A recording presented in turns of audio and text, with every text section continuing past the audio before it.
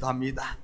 사랑의 아버지 하나님, 참으로 감사드립니다. 주께서 저희들 아들의 핏값으로 아버지 하나님 사서 하나님의 자녀로 삼으신 아버지 하나님의 놀라운 은혜를 다시 한 번 더 처음 사랑을 회복하여 이 시간 아버지 하나님 예배자리에 나왔사오니 주님 이 시간 주님 친히 역사하시고 아버지 하나님 각 심령들을 어루만져 주시옵소서. 상한 마음 있습니까? 싸매어 주시고 지친 영혼 있습니까? 하늘의 새 양식으로 새히 먹게 하시고 또 아버지 하나님 미리 서출탄 성도들 되었사오니 주님 어느 곳에 있든지 예배를 사모하며 공동체를 사모하는 우리 성도들 되게 도와주시옵소서.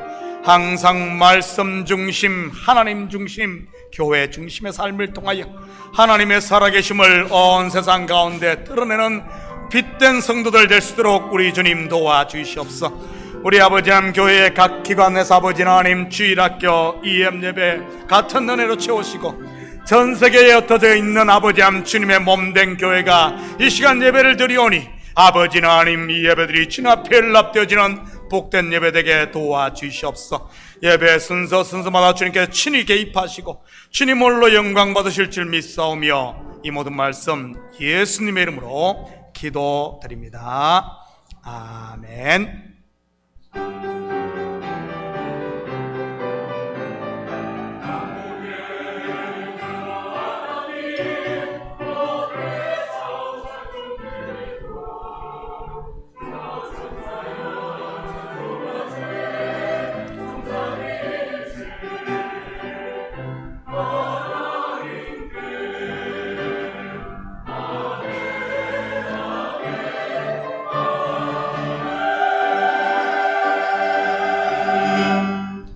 같이 사도신경 하심으로 신앙 고백드립니다. 전능하사 천지를 만드신 하나님 아버지를 내가 믿사오며 그 외아들 우리 주 예수 그리스도를 믿사오니 이는 성령으로 잉태하사 동정녀 마리아에게 나시고 본디오 빌라도에게 고난을 받으사 십자가에 못 박혀 죽으시고 장사한 지 사흘 만에 죽은 자 가운데서 다시 살아나시며 하늘에 오르사 전능하신 하나님 우편에 앉아 계시다가 저리로서 산 자와 죽은 자를 심판하러 오시리라. 성령을 믿사오며 거룩한 공회와 성도가 서로 교통하는 것과 죄를 사하여 주시는 것과 몸이 다시 사는 것과 영원히 사는 것을 믿사옵나이다. 아멘. 다 같이 자리에 앉아 주시기 바랍니다. 먼저 교회 소식 전해드리도록 하겠습니다. 오늘 예배에 오신 모든 분들을 예수님의 이름으로 환영합니다. 저는 여러분의 기도 덕분에 은혜 가운데 온두라스 선교 잘 다녀왔습니다. 예상치 않게 가서 제가 탁구 마스터가 됐습니다. 체육 시간에 이 탁구를 가르치는데 저보고 마스터라 그러면서 9학년 2클래스를 가르치는데 그 더운 데서 탁구 치고 나니까 죽는 줄 알았습니다. 한 30명 한 반에 됐는데 아무튼 그 학생들을 가르치며 아주 즐거운 시간 잘 보내고 왔습니다. 그리고 요번에 26명이 갑니다. 또 그래서 요번 선교 일정도 조정하고 하면서 다녀왔습니다. 감사합니다.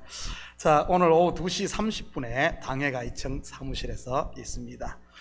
온두라스 선교팀 첫 모임이 오후 1시 45분 EM 예배당에서 있습니다. 우리 참가하시는 분들뿐만 아니라 아이를 보내는 우리 학부모들도 다 참여해서 오리엔테이션 참여해 주시기 바랍니다.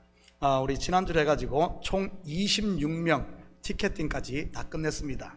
그리고 이번에 시카고에서 한 6명 정도, 시카고 큰 교회인데 한 300명 모이는 교회인데 6명이 우리와 조인하고요. 팰리세이드 교회에서도 또 몇 명 조인한다고 이야기 들었습니다. 세 교회가 연합해서 이번에 캠프를 인도하니까요. 우리 기도해 주시고 또 앞으로 선교 바자 및 여러 가지 있을 때 온 교회가 또 26명을 파송하는데 힘써 주셨으면 좋겠습니다. 1시 45분 꼭 다들 참여 바랍니다. 시민 참여센터에서 주최하는 어린이날 행사에 참 아카데미 부속 우리 헬핑 몽키 코호스트로 참여합니다. 토요일마다 지금 많은 학생들 한 20명 넘는 학생들이 미술도 배우고 댄싱도 배우고 이렇게 하고 있는데 이번 시민 참여센터에서 하는 이런 어린이날 행사에 좀 이렇게 하게 됩니다. 이런 또 좋은 기회가 있으니까 아이들 있는 가정들은 많이 참석하셔서 좋은 시간 보냈으면 좋겠습니다. 자세한 문의는 우리 김진목 장로님께 해주시면 되겠습니다. 혹시 다른 광고 있습니까?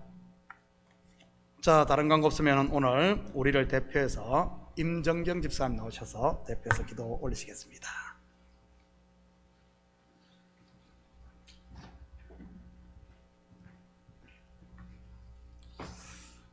기도드리겠습니다. 예수께서 무리를 보시고 산에 올라가 앉으시니 제자들이 나아온지라.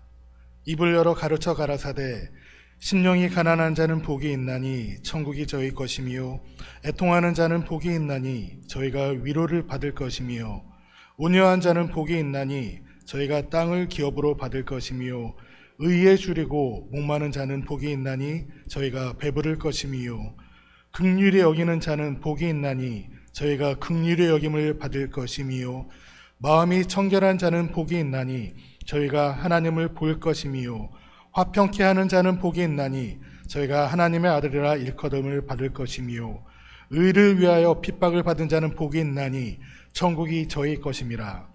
나를 인하여 너희를 욕하고 핍박하고 거짓으로 너희를 거슬려 모든 악한 말을 할 때에는 너희에게 복이 있나니 기뻐하고 즐거워하라. 하늘에서 너희의 상이 큽니다. 너희 전에 있던 선지자들을 이같이 핍박하였느니라. 너희는 세상의 소금이니 소금이 만일 그 맛을 잃으면 무엇으로 짜게 하리요. 후에는 아무 쓸데없어 다만 밖에 버리어 사람에게 밟힐 뿐이니라. 너희는 세상의 빛이라. 산 위에 있는 동네가 숨기지 못할 것이요 사람이 등불을 켜서 말 아래 두지 아니하고 등경 위에 두나니 이러므로 집안 모든 사람에게 비추느니라. 이같이 너희 빛을 사람 앞에 비추게 하여 저희로 너희 착한 행실을 보고 하늘에 계신 너희 아버지께 영광을 돌리게 하라. 내가 율법이나 선지자나 폐하러 온 줄로 생각지 말라. 폐하러 온 것이 아니요 완전케 하려 함이로라. 아버지가 아들을 세상의 구주로 보내신 것을 우리가 보았고 또 증거하노니 누구든지 예수를 하나님의 아들이라 시인하면 하나님이 저 안에 거하시고 저도 하나님 안에 거하느니라. 하나님이 우리를 사랑하시는 사랑을 우리가 알고 믿었노니 하나님은 사랑이시라. 사랑 안에 거하는 자는 하나님 안에 거하고 하나님도 그 안에 거하시느니라. 이로써 사랑이 우리에게 온전히 이룬 것은 우리로 심판날에 담대함을 가지게 하려 함이니 주의 어떠하심과 같이 우리도 세상에서 그러하니라. 사랑 안에 두려움이 없고 온전한 사랑이 두려움을 내어 쫓나니 두려움에는 형벌이 있습니다. 두려워하는 자는 사랑 안에서 온전히 이루지 못하였느니라. 우리가 사랑함은 그가 먼저 우리를 사랑하셨습니다. 누구든지 하나님을 사랑하노라 하고 그 형제를 미워하면 이는 거짓말하는 자니 보는 바 그 형제를 사랑치 아니하는 자가 보지 못하는 바 하나님을 사랑할 수가 없느니라. 우리가 이 계명을 주께 받았나니 하나님을 사랑하는 자는 또한 그 형제를 사랑할지라. 예수께서 그리스도이심을 믿는 자마다 하나님께로서 난 자니 또한 내신 이를 사랑하는 자마다 그에게서 난 자를 사랑하느니라. 우리가 하나님을 사랑하고 그의 계명들을 지킬 때에 이로써 우리가 하나님의 자녀 사랑하는 줄을 아느니라. 하나님을 사랑하는 것은 이것이니 우리가 그의 계명들을 지키는 것이라. 그의 계명들은 무거운 것이 아니로다.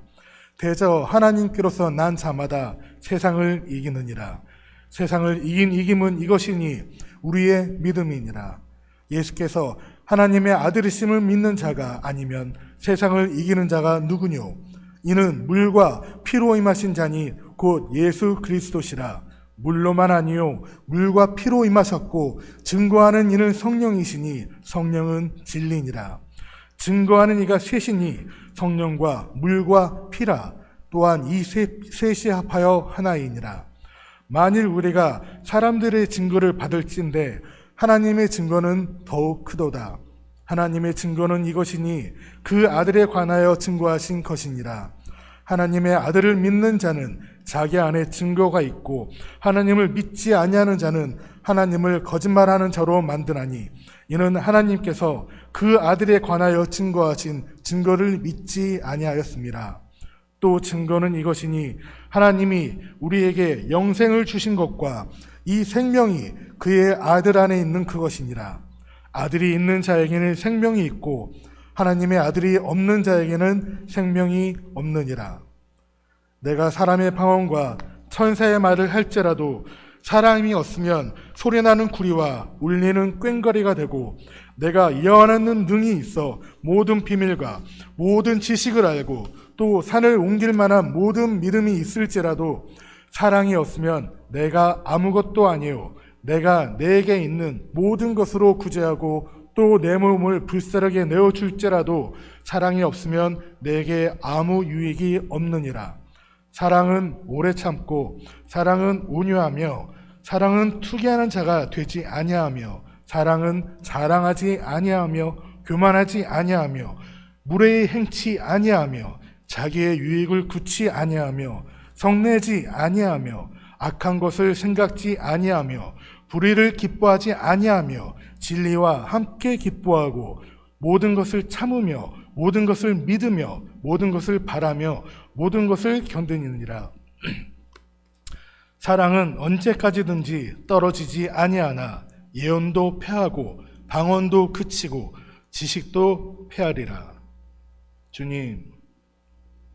주님의 말씀대로 살게 하여 주시옵소서.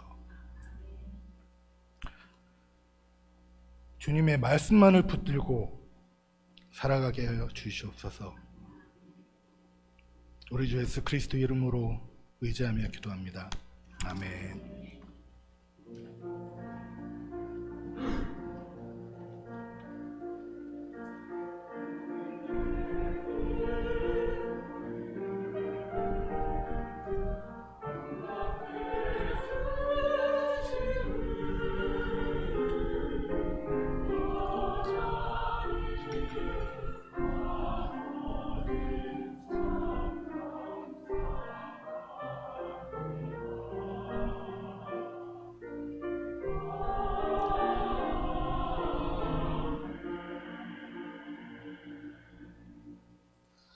오늘 이 시간 하나님께서 우리에게 주시는 하나님 말씀은 요한일서 15장 13절에서 21절까지 말씀입니다. 저와 여러분이 한 절씩 나누어서 교독합니다.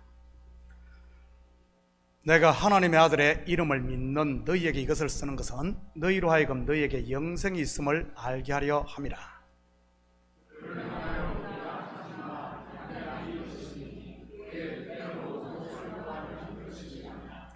우리가 무엇이든지 구하는 바를 들으시는 줄을 안즉 우리가 그에게 구한 것을 얻은 줄을 또한 아느니라.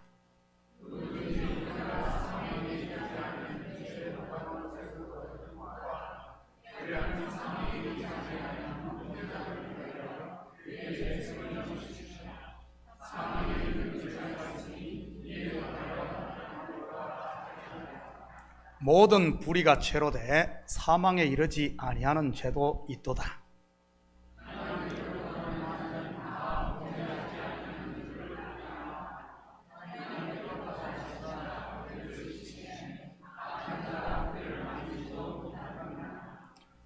또 아는 것은 우리는 하나님께 속하고 온 세상은 악한 자 안에 처한 것이며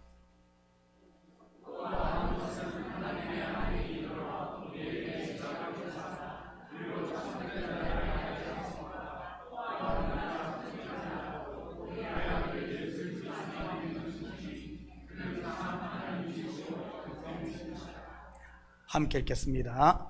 자녀들아 너희 자신을 지켜 우상에게서 멀리하라. 아멘. 드려진 예물 위에 같이 우리 예물 봉헌합니다.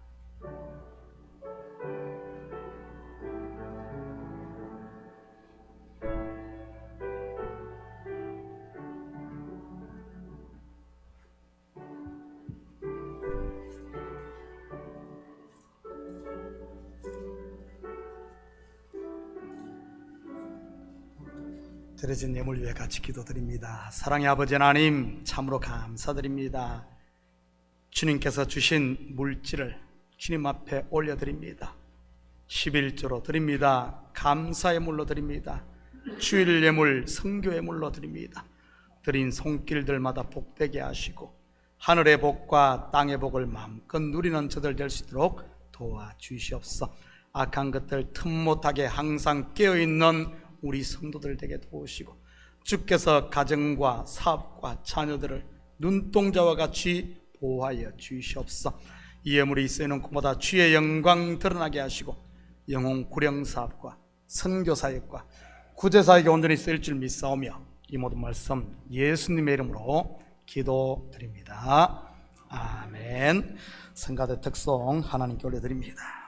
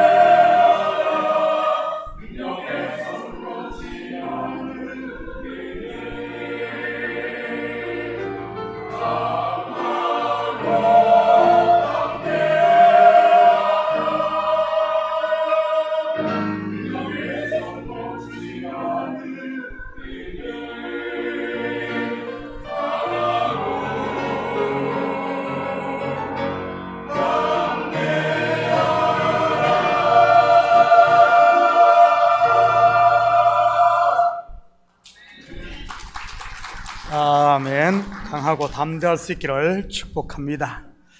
좋은 아침입니다. 자, 우리 앞뒤 좌우 돌아보시면서 한번 인사합니다. 사랑합니다. 축복합니다. 한번 인사들 합니다. 오래전 세계적인 베스트셀러를 기록한 책이 있습니다. 우리 캘리포니아 새들백 교회를 개척하신 릭 워렌 목사님이 지은 목적이 이끄는 삶입니다. 아마 많은 분들이 한 번쯤은 읽어보셨을 것입니다. 젊은 시절 이 책이 저에게 도전이 되어 저도 여러 번 읽었습니다. 물론 본 저자가 말하는 목적을 오해하면 안 됩니다. 왜냐하면 책에서 말하는 목적은 내가 정한 목표를 말하는 것이 아닌 좀 더 성경적인 용어로 말하면 부르심을 말하는 것이니까요. 영어로는 콜링인 것입니다. 바로 나를 향한 하나님의 이 뜻을 제대로 알 때 우리의 삶이 힘을 얻고 다른 삶을 산다는 그런 말이지. 사람이 사는데 목적 곧 콜링이 있는 사람과 그렇지 않은 사람은 분명 많은 차이가 있을 것입니다. 먼저는 일을 대하는 태도부터 다를 뿐만 아니라 장애물을 만났을 때 그것을 넘어가는 자세도 다를 테니 말이지. 그것을 하나님의 콜링, 하나님의 나에게 주신 숙명으로 생각한다면 거기에 올인하지 않겠어요? 어떤 일이 있다 할지라도 올인하는데 못 넘어갈 장애가 어디에 있겠습니까? 전쟁터에 나간 군인을 예로 든다면 Call of Duty, 즉 부르심을 아는 사람은 어떤 자세로 전쟁에 임하겠습니까? 바로 승리인 것입니다.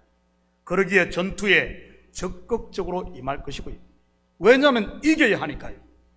그런데 목적을 모르는 사람은요, 승리가 아닌 자기 한 몸 살기 위해 바쁠 겁니다. 그런 병사가 살아남을 수 있는 유일한 길이 뭐겠습니까? 당연히 숨든지 도망가는 것이겠지. 그러니 부르심을 아는 병사와 그렇지 않은 사람은 싸우기도 전에 게임이 끝난 것입니다. 목적이 있는 삶을 사는 사람을 우리 옛날 어르신들의 이 표현으로 한다면 철이 들었다고 하지요. 철이 듭니다. 요한 1서를 마감하면서 여러분은 좀 철이 들었습니까? 다시 말해 사도 요한이 본 서신을 쓴 목적을 제대로 아느냐는 말입니다. 제가 이 요한 1서를 강의하면서 서두에 말씀드렸는데 한번 복습 한번 할까요? 요한 1서 1장 3절입니다. 우리가 보고 들은 바를 너희에게 전함은, 이 책을 쓴 이유, 전함은 너희로 우리와 사귐이 있게 하려 함이니, 우리의 사귐은 아버지와 그의 아들 예수 그리스도와 더불어 누림이라. 뭐죠?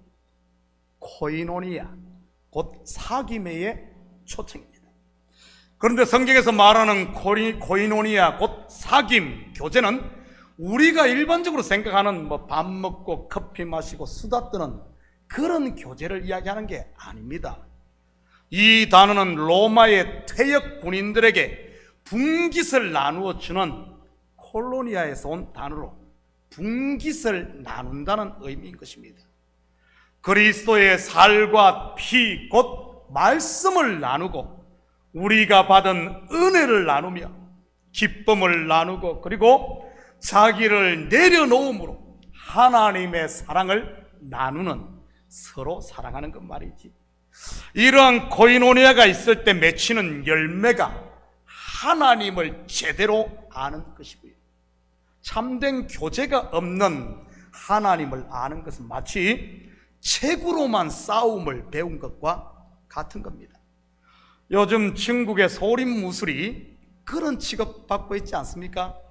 영화에서 보면 소림사 쿵우 하면은 얼마나 그 무술이 화려합니까? 한마디로 천하무적이지요. 영춘권이니 취권이니 뭐 하면서 말이죠. 그런데 요즘 한참 뜨고 있는 MMA 선수들이나 미국의 UFC 선수들과 대결을 하면 어떻든가요? 가끔 유튜브에 보면 실제로 그렇게 대결한 장면이 나옵니다. 그런데 그 멋있는 천하무적과 같은 이 소림사 무술이 힘 한 번 못 쓰고 UFC 선수들에게 죽사발이 되고 맙니다. 코이노니아가 없는 신앙도 마찬가지지. 하나님을 안다고 하지만 실상은 껍데기밖에 알 수 없으니 말입니다.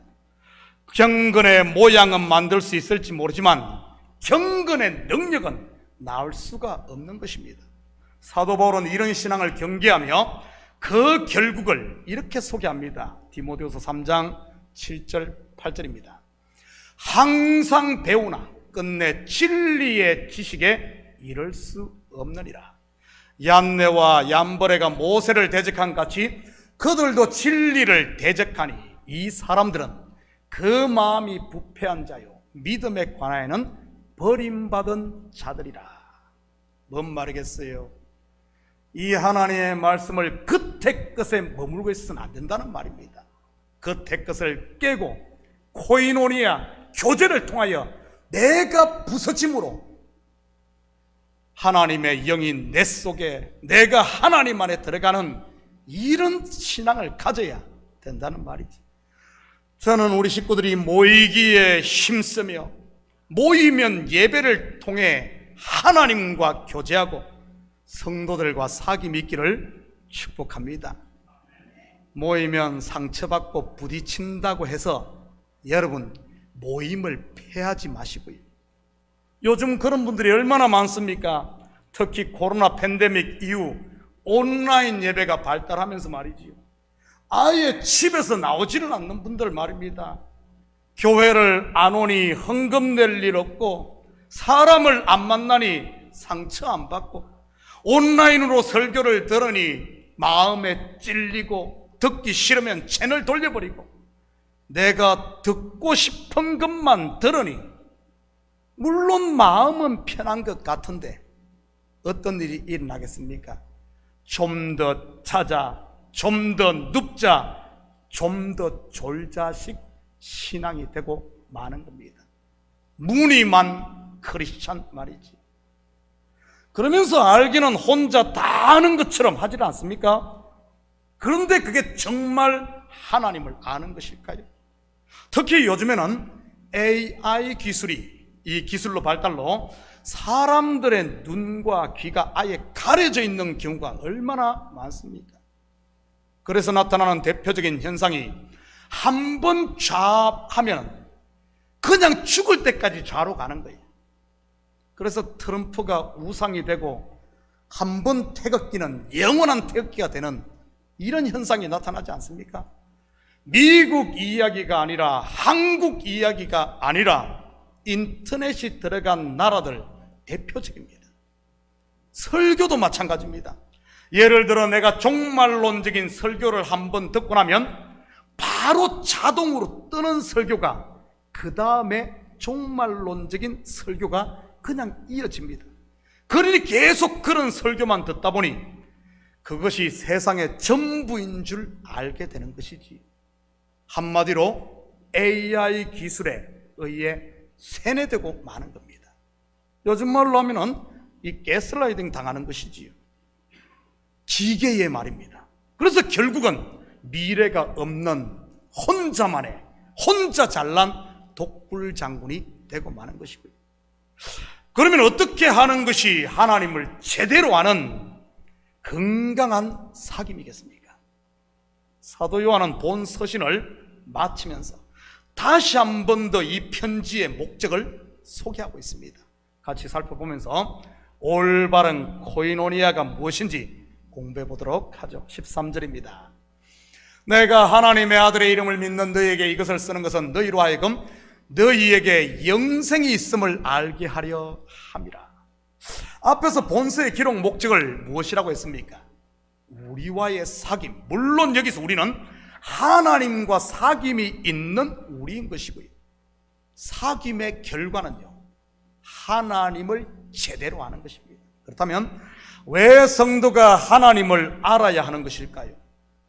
물론 여기서 하나님을 안다는 말은 그분의 사랑을 안다는 말로, 그 사랑은 바로 자기의 독생자 예수 그리스도를 통해 행하신 큰 일, 구원을 말하는 것입니다.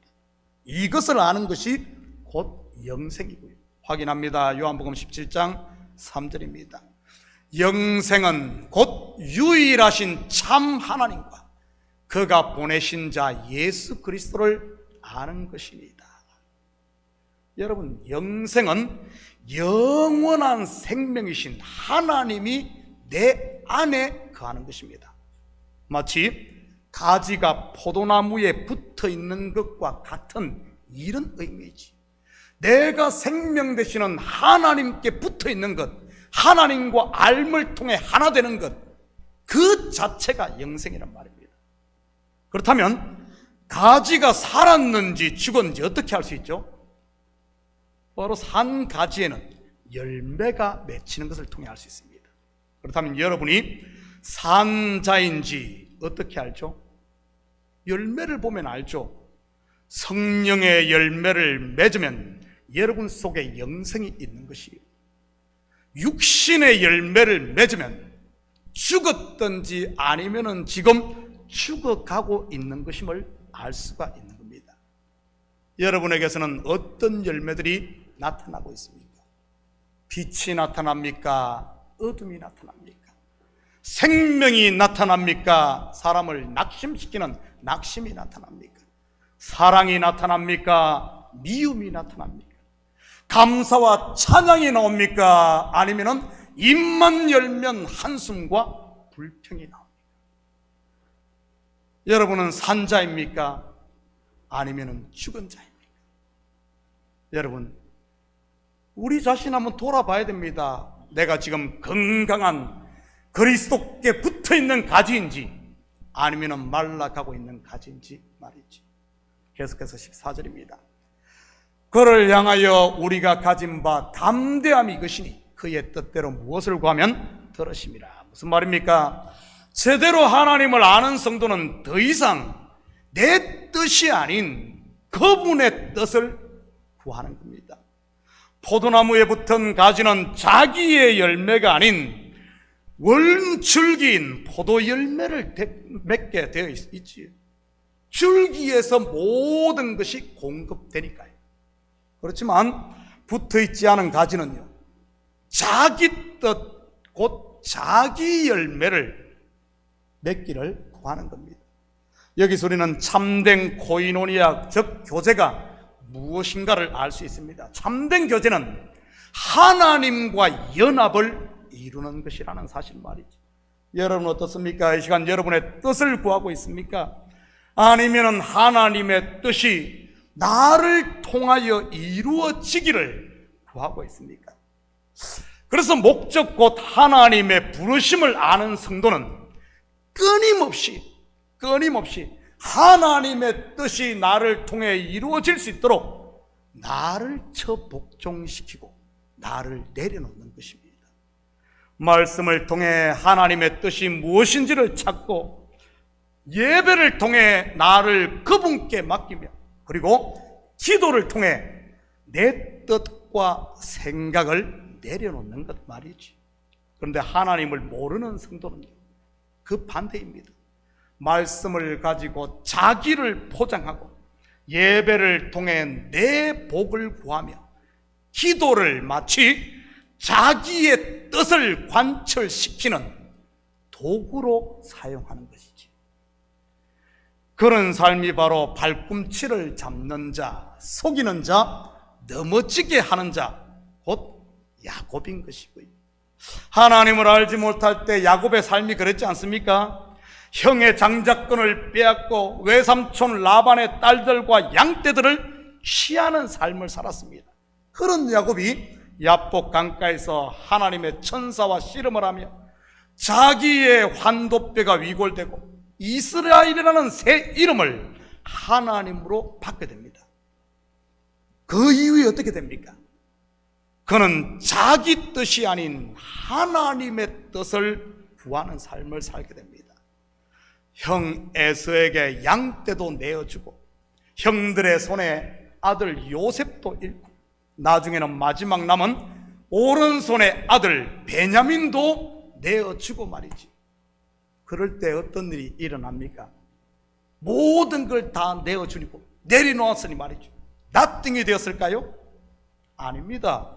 오히려 그를 통해 하나님의 원대한 뜻이 이루어질 뿐만 아니라 nothing이 아니라 모든 것을 갖는 everything이 된다.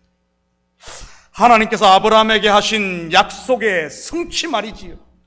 그의 후손들이 애굽에서 400년 동안 객이되고 그 후에 출애굽의 대역사를 이루고자 하시는 하나님의 구원 계획이 야곱이 애굽으로 내려감으로 이루어지게 됩니다.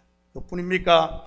성경의 핵심 진리인 lost and found, 바로 잃었을 때 찾는, 잃었던 요셉뿐만 아니라 풍요도 다시 찾습니다.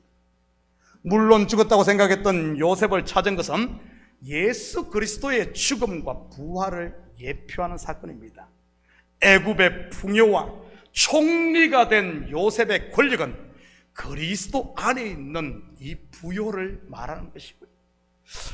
그의 뜻을 구하는 신앙, 내 뜻이 아닌 그분의 뜻을 구하는 신앙, 하나님을 제대로 아는, 여러분 욥으로 말한다면 귀로만 듣는 믿음이 아니라 눈으로 보는 이런 믿음을 가지게 된 것이지. 저는 우리 식구들이 하나님과의 사귐, 우리 성도들과의 코이노니아를 통해 우리에게 영생이 있음을 알아 이제는 내 손을 좀 펴고 하나님께 주신 은혜와 평강의 이 하나님 나라 공동체를 누릴 수 있기를 축복합니다. 그것이 저와 여러분을 향한 하나님의 뜻이니까요. 16절입니다. 누구든지 형제가 사망에 이르지 아니하는 죄 범하는 것을 보거든 뭐하라? 구하라. 여기서 구하란 말은 기도하란 말입니다. 그리하면 사망에 이르지 아니하는 범죄자들을 위하여 그에게 뭘 주죠? 생명을 주시리라. 사망에 이르는 죄가 있으니 이에 관하여 나는 구하라지 않노라. 그렇다면 교회 공동체 즉 지체들 사이의 참된 교제는 어떻게 이루어져야 하겠습니까? 형제가 죄 범하는 것을 보거든 구하라. 무슨 뜻이죠? 관심을 가지라는 말입니다. 관심을. 우리 여기에 있는 전부 우리 공동체 지체들은 그리스도를 머리로 한 몸이라는 사실이에요. 신앙생활을 수십 년을 해도 하나님이 계신지 안 계신지 민가하신 분들이 있어요. 그러면서 하시는 말씀이 죽어봐야 알지 하는 분들 말이죠. 여러분, 그 많은 예배를 참여하고 셀 수도 없을 만큼 많은 설교를 듣고 헌금에 봉사에 선교에 안 해본 것 없이 다 해보신 분들이 말입니다. 심지어 성경 공부라는 공부는 다 하고 부흥회도 다닐 만큼 다녔으면서 확신이 없는 분. 그런데 왜 확신 가운데 서지 못하는 것이겠습니까? 오늘 본문을 보면 바로 참된 코이노니아가 없어서 그렇습니다.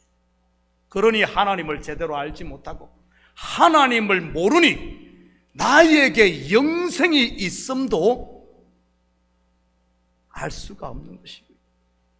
영생이 있음을 알게 하는 참된 코이노니아, 이 참된 성도의 교제, 하나님과의 교제를 막는 가장 큰 적이 바로 이 무관심인 겁니다. 형제가 죄를 범하든 말든 죽든 말든 상관하지 않고 나만 편하게 살겠다는 그런 생각 말이지. 그렇게 무관심으로 일관하면 어떤 일이 일어난 줄 아십니까? 적은 누룩이 온 떡덩이에 벗져 교회 공동체 전체가 악영향을 받게 되는 겁니다. 간단하게 우리 몸을 한번 생각해 보십시오. 발가락이 골마 터졌음에도 손이 내 일 아니라고, 입이 눈이 내 일 아니라고 방치하면 어떻게 되겠어요? 발만 문제가 일어날까요? 아닙니다. 발이 골마 터지고 그것이 치유되지 않고 나중엔 더 골마서 온몸이 고통당하고 심하면은 죽을 수도 있습니다. 저는 우리 식구들이 관심을 가지고 서로를 위해 기도할 수 있기를 축복합니다. 참된 코이노네를 방해한 두 번째 지금 의심의 가라지에 노출돼 가지고 서로를 정죄하고 비난하는 것들입니다. 이것은 결국 공동체를 할 뿐만 아니라 사단의 종으로 전락하기 쉽지요. 정죄와 비난을 일삼는 사람들의 심리 상태를 보면 그 저변에 자기 의를 드러내려는 것과 자기의 허물을 가리려고 하는 이런 인간 군상들의 본성이 깔려 있는 겁니다. 선악과를 따먹은 아담과 하와가 그랬으니까요.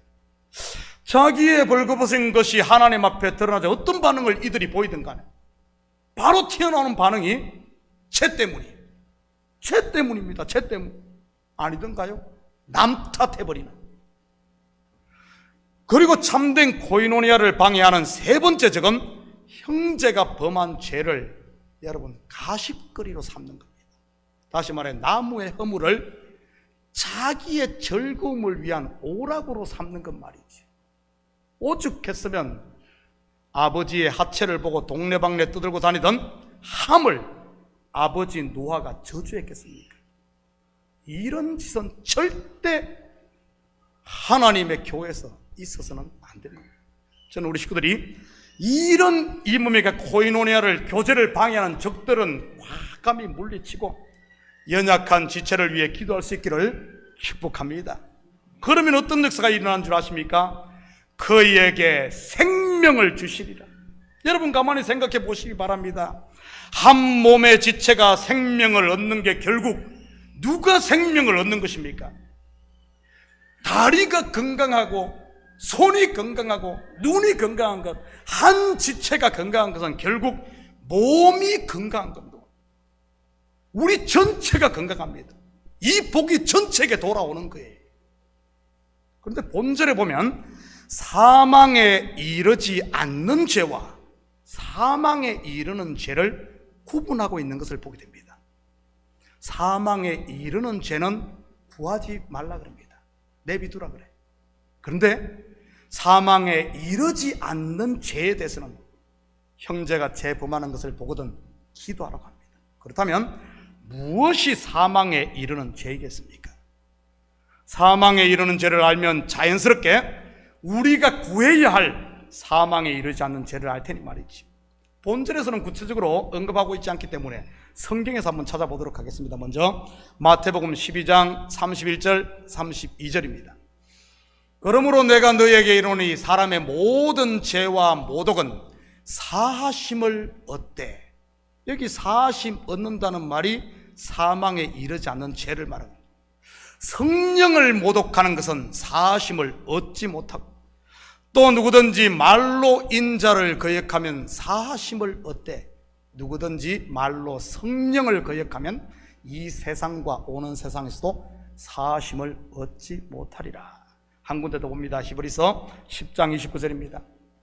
하물며 하나님의 아들을 짓밟고 자기를 거룩하게 한 언약의 피를 부정한 것으로 여기고 은혜의 성령을 욕되게 하는 자가 당연히 받을 형벌은 얼마나 더 무겁겠느냐. 너희는 생각하라. 여러분, 위의 두 구절에서 공통점이 뭐죠? 성령을 모독 곧 욕되게 하는 것입니다. 일명 이것을 우리는 성령 해방죄라고 부르지. 이 죄는 사하심을 얻지 못하는 죄. 이런 죄는, 이런 죄 범하는 사람에게는 구할 필요가 없다는 겁니다. 여러분, 성령이 하시는 가장 중요한 일이 뭡니까? 요한복음 16장 13절입니다. 그러나 진리의 성령이 오시면 그가 너희를 모든 진리 가운데로 인도하시니 그가 스스로 말하지 않고 오직 들은 것을 말하며 장래일을 너희에게 알리시리라. 뭐죠? 진리 가운데로 인도하시는 일. 물론 여기서 진리는 하나님의 말씀이 육신이 되어 오신 예수 그리스도인 것입니다. 결국 성령을 모독한다는 말은 사함받지 못하는 죄는 바로 말씀을 거부하는 것이요, 진리신 예수를 부인하는 것을 말하는 것입니다. 다시 말해 하나님의 은혜가 아닌 자기 의로 구원을 얻으려고 하는 바벨탑만 쌓고 있는 이런 인생 군상들을 말하는 것이지. 예언의 은사를 믿지 않는다든지 방언을 좀 못한다든지 아니면은 남들 다 넘어지는데 혼자만 뒤로 넘어지지 않는 그런 것이 성령 해방죄가 아니고 말이지. 결국 성령 해방죄는 누가 짓는 죄입니까? 누가 짓는 죄예요? 거듭난 자가 아닌 거듭나지 못한 자. 비록 이 공동체 가운데 있지만은 처음부터 이 공동체에 속하지 않는 자. 성경에 보면 그런 사람을 소개하고 있습니다. 바로 예수님의 12 제자 중에 속했지만은 처음부터 거기에 속하지 않은 누구죠? 가룟 유다. 이런 사람이 짓는 죄를 성령 해방죄, 사함받지 못하는 죄라고 합니다. 왜냐하면 처음부터 속하지 않은 자이기 때문에. 물론 겉으로야 12 제자와 함께 다니고 심지어 동꾀까지 맡았지만 말이지. 여러분, 동꾀는 동꾀를 아무에게 맡깁니까? 아닙니다. 법 없이도 살 만큼 천사처럼 정직하게 보이는 사람에게 맡기지 않습니까? 그리고 돈을 좀 카운트하려면은 배움과 학식도 있어. 계산도 좀 할 줄 알아야 되지 않겠습니까? 아마 가룟 유다가 그런 사람이었던 것 같습니다. 잡히시기 전날 밤 성만찬 자리에서 너희 중 하나가 마귀라고 예수님께서 분명히 말씀하셨고, 예수님과 함께 그릇에 손을 넣는 그 사람이 그라고 말을 했음에도, 가룟 유다가 거기에 같이 넣었음에도, 이렇게 가르쳐줘도 아무리 이야기해도 백날 해도 회개하지 않고 끝까지 부인하는 이런 사람을 일컫는 겁니다. 그만큼 가룟 유다가 어쨌다는 거예요. 그런 것을 했다는 것은, 뭐 돈도 맞고 막 이렇게 막 했다는 것은, 여러분, 믿음이 좋은 것처럼 보였고 천사처럼 보였다는 뜻 아니겠어요? 그런데도 속은 어떻습니까? 처음부터 그 공동체에 속하지 않아. 사람은 절대 겉만 봐서는 알 수 없습니다. 이처럼 성령 회방죄는 처음부터 하나님께 속하지 않은 자가 짓는 죄를 일컫는 겁니다. 여러분, 함부로 겉만 보고 사람 판단하지 마십시오. 저 형제가 죄 지었다고 저 사람은 안 돼, 그러지 마십시오. 아니요. 오히려 죄 짓고 넘어지는 사람보다 가룟 유다처럼 정말 저 사람은 믿을 만한 사람이야, 때로는 그런 사람이 처음부터 속하지 않은 사람일 수도 있는 겁니다. 그래서 여러분, 함부로 판단하지 마시고, 나는 우리 식구들이 죄를 범하는 형제가 있으면 그를 위해 기도할 수 있기를 축복합니다. 제가 보기에는 우리 성도들 한 명 한 명 다 예수를 중심에 믿고 처음부터, 창세 전부터 하나님께서 지명하여 부르고 이 시대 때가 되어 여러분을 예수 그리스도의 피값으로 사서 정결하게 하고 우리 참교회 모아놓은 하나님의 자녀임을 믿습니다. 제 눈에는 그렇게 다 보여요. 그러니까 괜히 여러분 막 하지 마시고, 누가 넘어지거든 꼭 기도할 수 있기를 바랍니다. 18절입니다. 하나님으로부터 난 자는 다 범죄하지 아니하는 줄을 우리가 아노라. 하나님께로부터 나신 자가 그를 지키심에 악한 자가 그를 만지지도 못하느니라. 무슨 말이겠습니까? 성도는 절대 범죄할 수 없다는 말일까요? 잘 봐요. 그렇게 보이잖아요. 하나님 난 자는 범죄하지 않은 줄이가. 그렇다면 왜 16절에서 형제가 죄 범하는 것을 보거든 기도하라고 했겠습니까? 형제가 죄를 범하잖아요. 우리 뭐 죄 안 짓는 사람이 있습니까? 그러면 이 말의 진의가 뭐겠어요? 이 말의 진의는, 한 번 거듭난 성도는 절대 사망에 이르는 죄, 사망에 이르는 죄를 지을 수 없다는 그런 말입니다. 그러면 우리 성도가 짓는 죄는 어떤 죄예요? 사망에 이르지 않는 죄. 그렇기 때문에 우리 성도들 넘어지거든 그를 위해 꼭 기도하십시오. 다시 말해 성령을 한번 제대로 거듭난 성도, 하나님의 핏값으로 산 사람은 성령을 모독할 수 없다는 말입니다. 왜 그렇겠습니까? 하나님께로부터 나신 자 곧 예수 그리스도께서 우리 속에 거하시며 우리를 지키기 때문입니다. 다시 말해 그리스도 안에 있는 하나님의 자녀들은 물도 불도 그리고 세상의 그 어떤 피조물도 하나님의 사랑에서 끊을 수 없다는 그런 말입니다. 확인합니다. 로마서 7장 33절 34절입니다. 누가 능히 하나님께서 택하신 자들을 고발하리요? 의롭다 하신 이는 하나님이시니 누가 정죄하리요? 누가 정죄하리요? 아무도 정죄하지 못합니다. 그런데도 정죄하는 자가 있다면 그는 누구겠어요? 마귀나 하는 짓이죠. 마귀나 하는 짓. 좀 제대로 하십시오. 하나님도 정죄하지 않는데 죽으실 뿐 아니라 다시 살아나신 이는 그리스도 예수시니 그는 하나님 우편에 계신 자. 여러분, 우편에 계시다는 말은, 우편은 권력, 권세, 능력을 말합니다. 하나님의 오른팔에 계신 분, 하나님이 붙들고 있는데 누가 그 사망으로 데려간다는 말입니까? 어림도 없지요. 우리를 위하여 강구하신. 계속해서 38절 39절입니다. 내가 확신하노니 사망이나 생명이나 천사들이나 권세자들이나 현재일이나 장래일이나 능력이나 높음이나 깊음이나 다른 어떤 피조물이라도 우리를 우리 주 그리스도 안에 있는 하나님의 사랑에서 끊을 수 없으리라. 오늘 본문으로 말하면 사망에 이르는 죄를 지을 수 없다는 그 말입니다. 한 군데 더 봅니다. 이사야 43장 2절입니다. 네가 물 가운데로 지날 때 내가 너와 함께 할 것이라. 강을 건널 때 물이 너를 침몰하지 못할 것이며 네가 불 가운데 지날 때 타지도 아니할 것이요 불꽃이 너를 사르지도 못하리니. 누가 이렇다는 말이죠?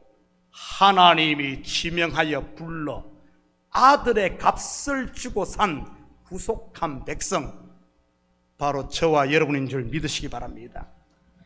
다른 분도 아닌 천지를 창조하신 전능자 하나님께서 자기의 독생자를 주고 산 하나님의 자녀, 자기 자녀를 악에게 뺏기겠어요? 저는 우리 식구들이 내가 속한 곳이 어딘지를 분명하게 알 수 있기를 축복합니다. 여러분 어디에 속했어요? 공중 권세 잡은 자가 왕노릇하는 세상이 아닌 어디에 속했어요? 하나님께 속한 사람들입니다. 하나님에 속한 하나님의 사람은 육신의 욕심이 아닌 성령의 인도를 받아야 하는 것이고요, 내 속에서 일어나는 육체의 소욕을 더 이상 따르지 말고 말이죠. 그런 것들이 일어날 때마다 예수의 이름으로 물리치고, 여러분 그런 것들을 십자가에 못 박을 수 있기를 축복합니다. 그것을 내려놓을 수 있는 용기, 힘, 이것이 믿음입니다. 나를 포기할 수 있는, 내려놓지 못하고 내가 모든 것을 주장하려고 하는 것, 그게 다름 아닌 자기가 하나님이 되어버린 바로 자기를 숭배하는 우상 숭배인 것이고요. 21절입니다. 자녀들아 너희 자신을 지켜 우상에게서 멀리하라. 사랑하는 성도 여러분, 이 한 주도 하나님과 사귐이 있고 우리에게 복으로 주신 교회 공동체 지체들과 사귐이 있는 이런 삶을 통해 하나님의 사랑을 더 깊이 알고 내가 그리스도께 속한 하나님의 사람, 내 속에 영생이 있음을 분명히 알아. 이제는 더 이상 세상과 짝하는 어리석은 삶이 아닌 성령의 인도를 받아 성령의 열매를 주렁주렁 맺는 풍년드는 이런 삶이 되기를 예수님의 이름으로 축복합니다. 같이 기도하십시다. 사랑의 아버지 하나님, 참으로 감사를 드립니다. 저희들이 무엇이 간데 이처럼 사랑하시고 아들의 핏값으로 사신 하나님, 그리고 영원부터 영원까지 우리를 품에 품으시고 아버지남 지키시는 하나님, 이제는 우리의 눈이 열려 하나님의 이 능력의 손을 보게 하시고 우리가 쥐고 있는 욕심들 다 내려놓고 주님께서 주시는 하나님 나라의 평강과 자유와 은혜와 풍요를 누리는 우리 성도들 다 되게 도와주시옵소서. 이 공동체를 지켜주시옵소서. 혹시 믿음이 연약하여 넘어지는 형제가 있다면 온 성도가 힘을 내서 그를 위해 기도함으로 그가 다시 아버지의 생명으로 충만한 이런 역사가 있게 하시고 성도와의 아름다운 교제, 예배를 통하여 하나님과의 코이노니아가 있는, 그래야 하나님을 더 깊이 알고 그 사랑으로 또 충만해져 우리 성도들의 영역 가운데 서로 사랑하는 이런 아름다운 삶이 되게 도와주시옵소서. 감사드리며 예수님의 이름으로 기도드립니다. 아멘. 우리 다 같이 자리에서 일어납니다. 우리 찬송 265장 통합찬송 199장입니다. 함께 찬송 들으신 후에 축도로 예배를 마칩니다.